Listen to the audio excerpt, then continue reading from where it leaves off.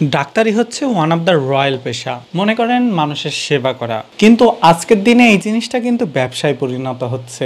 ব্যবসা কেন, তারই একটা পয়েন্ট নিয়ে মাত্র আমি আজ বিশ্লেষণ করব। সেটা হচ্ছে ওষুধ ব্যবসা। ওষুধ ব্যবসা হয়ে গেছে বাংলাদেশের অন্যতম করাপ্টেড একটা ব্যবসা।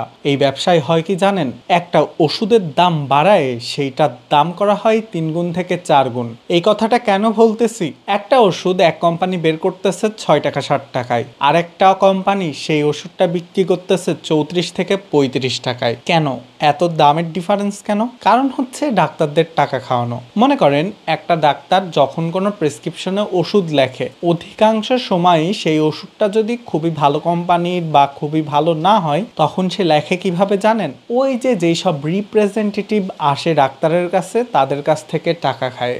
এর জন্য দেখবেন আপনার প্রেসক্রিপশনে অনেক এমন ওষুধ থাকে যেই সকল কোম্পানিকে চেনাও যায় না। রিসেন্টলি এই জিনিসটা অনেক বেশি হচ্ছে।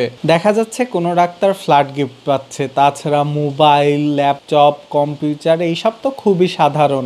বলতে গেলে একটু ভালো ডাক্তার হইলে এই ওষুধ কোম্পানি তাদেরকে এত কিছু দেয় যে তাদের আর কোনো কিছু কেনার প্রয়োজনই হয় না। এইরকম একটা পেশায় এসেও তা মানে মানুষকে লুটেপুটে খাওয়ার ধান্দা। লুটেপুটে খাওয়ার ধান্দা কেন বলতেছি, ওই যে যখন একটা গরিব মানুষকে 6 টাকার ওষুধ না কিনে 34 টাকার ওষুধ কিনতে হয়, তখন এটা হচ্ছে লুটেপুটে খাওয়ার ধান্দা।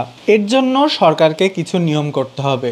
মূলত ব্র্যান্ডের কোনো ওষুধের নাম লেখা যাবে না, সব সময় জেনেরিক ওষুধের নাম লিখতে হবে। দ্বিতীয়ত আর একটা ব্যাপার হচ্ছে, জেনেরিক নাম যাতে কেউ লিখে দেয়, ডাক্তার লিখে দেয়, সেই ব্যাপারে সরকারকে সবসময় সচেতন থাকতে হবে। ওষুধের নির্দিষ্ট একটা দাম বেঁধে দিতে হবে যে এই ওষুধের দাম এর উপরে যাইতে পারবে না, নয়তো একটা ওষুধের দাম দেখা যাচ্ছে 50 টাকা 60 টাকা করে দিচ্ছে, অন্য কোম্পানি সেটা বিক্রি করতেছে 10 টাকায়। আর এই ব্যাপারে স্বচ্ছ নীতি আর জবাবদিহিতা তৈরি করতে হবে। যাই হোক, ব্যাপারটা কেমন যেন আজকে আমার গায়ে লাগলো। আমি ওষুধের দোকানে ওষুধ কিনতে গেছিলাম, তার জন্যে তা মানে খুবই অন্যরকম, উল্টাপাল্টা ওষুধের দাম। দেখা উচিত।